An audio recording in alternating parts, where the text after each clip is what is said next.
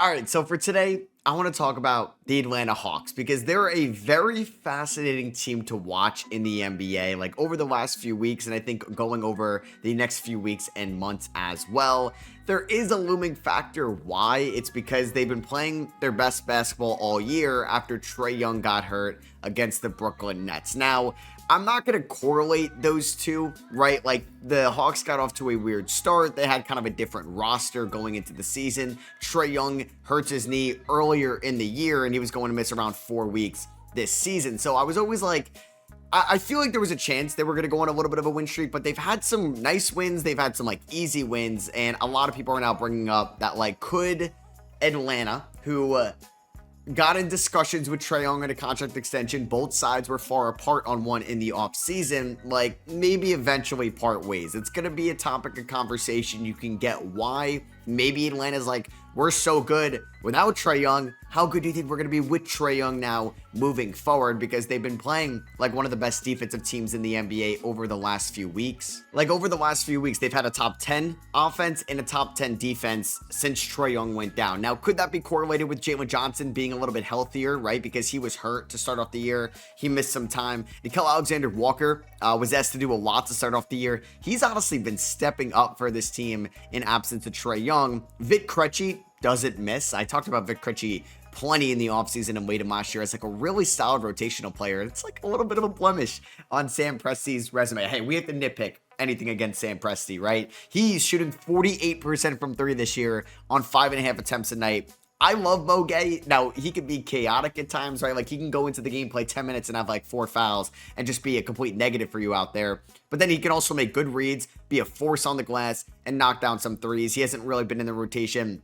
I mean, he's played like 10 minutes, 15 minutes, 20 minutes over his last few. Like, he had 34 minutes against the Lakers. Was unreal. Maybe one of my favorite Mo Gay games of his career. He had 21 points, 7 rebounds, 7 assists. This guy's 6'8", great athlete. Kind of a solid feel for the game at times, right? Like, can get chaotic, but he's making advanced reads. And then he plays 8 minutes against the Clippers. They won by 3, and he had 3 fouls in those 8 minutes and was just like way too physical out there. But just a piece. Like, I talked about Mo Gay a ton last year. It's always nice when these guys kind of flare up, especially in March, because you have so many names that come up in March because there's so many injuries. So now we're getting guys from the G League, so many 2As, 10 days, Exhibit 10s, all that in March. And I was like, we're going to keep an eye on Mo Gay. And if you follow my content, I'm glad that he's like a rotational piece. I think Keaton Wallace is a solid rotational piece for this team. He's no Cason Wallace's brother, but like he plays like him, to no surprise. Dyson Daniels has looked a lot better since Trey Young has went down. I don't know if they're correlated. Dyson Daniels was way too passive to start off the year. None of his shots were going in, and he's been really good as of late for the Atlanta Hawks. He's up to 5.9 assists on the year. Like Colin Coward memed, Trey Young, we're good. We have Dyson Daniels, who had 13 assists against the Lakers. He had 12 assists last night against the Phoenix Suns. So I was actually away. Wow, he was a plus 38 against their game against the Kings, even though he wasn't great offensively. So I was away this weekend. I was in Pittsburgh, went to the Steelers-Bengals game. Hey, they won. They won. It wasn't pretty in the first half, but they ended up winning it. So I didn't get to watch too much basketball like every game, but I was able to rewatch some games today. I watched the Suns and the Hawks game. Holy, like that Zachary Risache fall was scary. Zachary Risache dunks it. I wonder if I can actually, like, this one is, it's pretty scary, and I don't know if I like the NBA for this as well, because Zachary Risache basically does like a backflip, falls like thankfully on his back. Like, watching that, I like gasped. I was like, holy is he gonna fall on his head? Because I saw that he left the game early last night, but I didn't know why.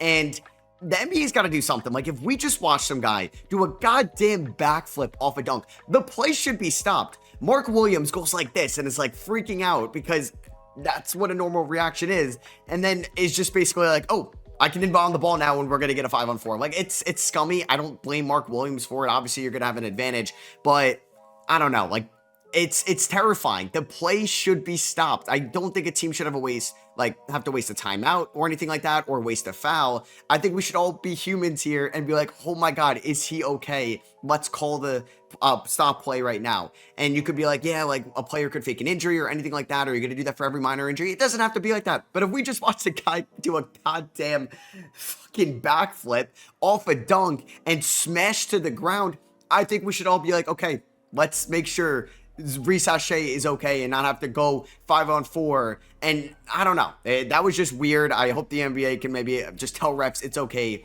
to do that going forward. Hopefully, Risashe is okay moving forward for this team. Because, like I said, they've been playing some of the best basketball as of late. Trey Young's been Trey Young, we know, is out. Kristaps Porzingis has been dealing with kind of a knee issue at the moment. He's had some rest games this year, but they're kind of on a heater. They beat the Kings, they beat the Clippers, they beat the Lakers. Like, beating the Suns this year is actually an impressive win, more so than what we thought. Going into the year. They're pretty good on 2-point percentage this year compared to like where they were maybe last year. They're about 9th in the NBA on 2-point percentage. 3-point percentage this year, they're 21st. I mean, Jalen Johnson, Dyson Daniels, like Risashe, not too surprising that they're a little bit kind of down low in that category. But a lot of people are going to bring up the Hawks. Just, I don't know. Just trying to think about Trey Young and like what his trade value could be. Because I talked about on Twitter, I kind of tweeted out the other day, I was like, who has the most trade value out of, I think it was 6 guys I ended up tweeting about, because I think it's fascinating, and I want to do some like trade videos here on this channel, and I was like, who is the most trade value out of this group of 6? AD, because we think he's going to get traded this year if he's healthy. LaMelo Ball probably is the most maybe potential, like where these guys are out later in their career, but can never stay healthy, already has ankle injuries, recently came back. Ja Morant, injured right now, maybe disgruntled in Memphis. Domantas Sabonis, available. Large contract, though. Definitely has a ceiling as like a top offensive player for you, or just the top weapon. Zion, maybe has the highest ceiling out of any one of these guys, but consistently gets hurt. And then Trey Young, who's mostly the most usually the most available out of these guys. I know he's hurt right now, but Trey Young, I think in his contract situation, makes it a little bit fascinating for the Hawks going into the offseason, because he's essentially expiring contract. So how does that look with his trade value, right? Like Brandon Ingram got traded for 20 cents on the dollar, 40 cents on the dollar for a player of his caliber, because not only are you trading for Trey Young and got to get to the 46 million, so you probably have to attach multiple rotational players. He has a $48 million player option next year, or he can opt out and leave you. Teams have cap. Utah's got cap. Washington has cap. Brooklyn has cap. Brooklyn does not own their 2027 first round pick. I don't want to guarantee, but if Brooklyn, like, depending on what happens in the draft, depending if they trade for any other name, I could see Brooklyn throwing a 3-year deal at Trey Young with a high AAV, given that they don't own their first round pick in 27, and they could look for a point guard to run the show. I know they just drafted 3 of them, but I could totally see that. Sean Marks, maybe, I don't know, making moves for his job on the line in the offseason. So we could definitely see that. Jalen Johnson, though, has been unreal as a downhill attacker, finishing at the rim. Really does look like a first-time All-Star this year. Kind of what we expected from him last year, but then he suffered that season-ending shoulder injury, so he only ended up playing 36 games last year. He wasn't a great 3-point shooter to start off the year, very small sample size, but he's now knocking down 38% of his threes, still on small volume, but getting to the free throw line about 5 times a night on the year. That's more as of late. His counting stats are freaking fantastic. 22 points, 9.5 rebounds, 6.3 assists, 1.8 steals. Jalen Johnson is the guy we expected. And hey, if you've been around this like process for a while, if you remember Jalen Johnson at Duke, really top end recruit, number 11 overall recruit. It was a weird end to his Duke career. He kind of like, I don't know if he sat out, but he didn't play the end of the season. Duke wasn't, I don't believe, great in 2021. They had like AJ Griffin. They had Mark Williams. They had Jalen Johnson. So they had at least 3 first-round picks off the top of my head. And I don't think the relationship ended too well. Could there have been like an off-the-court thing with Jalen Johnson? I don't know, a characteristic, something that you have to look at into the draft intel. Could there be something like that about his character? And he's had one of the best streamlined like progressions. Like every single year, this guy's been getting better and is a huge X factor for Atlanta going forward. Atlanta also owns the New Orleans Pelicans first round pick for the 2026 draft, which right now, season ended today, number 3. So they would have a 14% chance at number 1. Imagine you added Darren Peterson. Now that I'm like, okay, maybe we do trade away Trey Young or move on. Cameron Boozer would be a great fit going forward. AJ Dabansa, like you just take him regardless, even though he's maybe not the best fit here. I gave a shout out before to Nickeil Alexander-Walker, but he's been stepping up. This is a role he hasn't really been in since like early days in New Orleans, or maybe going back to what he was at Virginia Tech as like a main creator. But he's taken, 13.5 shots a night, which is actually the most of his career. He's averaging 18 points, 85% from the line on 5 attempts a night. It's been a great year for Nickeil Alexander-Walker. Maybe it doesn't look as good defensively with the higher workload offensively, but I'll take this for sure. Like I'm still getting 85% of like prime defensive gnaw in Minnesota, and this guy has been a really good attacker at the rim and has stepped up for Atlanta in the absence of Trey Young. I think like Kristaps has had his ups and downs so far this year. He's not really knocking down his threes all that well. He's shooting 31% from three and is already dealing with an injury. He's got an expiring contract. There was like a report they could think about moving him. I don't know. Wasn't he like the win now move rather than like a lateral move? So I don't know what they're going to do with him going forward. And I got to give, so I haven't mentioned him at all on how far are we into this video. Like I got to give some love to Onyeka Okongwu. Finally, this feels like the breakout. So if you watched Hawks basketball in March last year, he was feeling more comfortable as a three-point shooter. Those were falling down. This year, he's shooting 38.7% from threes on 4.5 attempts a night. He's averaging 16 points, about 15.7, which would be a career high, 8 rebounds, 2.5 assists. He's shooting about 60% on twos, 51% from the field. And he's doing this right now without Trey Young. I don't think I ever labeled him as a Trey Young merchant, but like obviously Trey Young is going to get you way better looks given the creator and the gravity that Trey Young has with the ball in his hands. But we're seeing Okongwu still be that guy when Trey Young is on the shelf. And if he's going to be this guy for them, this is one of the best contracts in the league for a big man. That's not like an elite rim protector, but he can play serviceable enough defense. He's athletic enough, solid enough rebounder, but he can space the floor offensively, set good screens, operate under the short roll. 15 million, 16 million, 16.8 million. This team is cooking, man. This Atlanta Hawks team was always fascinating going to the year. They have so many good rotational pieces. And like the number 1 overall pick in the 24 draft, Reese Shea, maybe the draft you didn't want to have number 1, but he's still a really good player. He got off to a slowish start this year, but he's been picking it up as of late for the Atlanta Hawks. Like Vic Krejci's under a phenomenal contract as well. I started off this video talking about how he can't miss a three. $2.67 million next year. $2.3 million this year. A $3 million team option in 2028. I can't remember if it was Ansi Sala that gave him this deal or Landry Fields. Whoever did cooked with this one. And like Asa Newell hasn't played a ton this year because he's actually played a decent amount for a non-lottery rookie, but like he'll play more as like if Kristaps is out, but like haven't even mentioned him, and they still have this young big that does have potential as like I think somebody that can give you like 8 to 12 points a night as like a rotational big man in this league. We haven't really seen much of Jurisic this year, who was like a second rounder last year.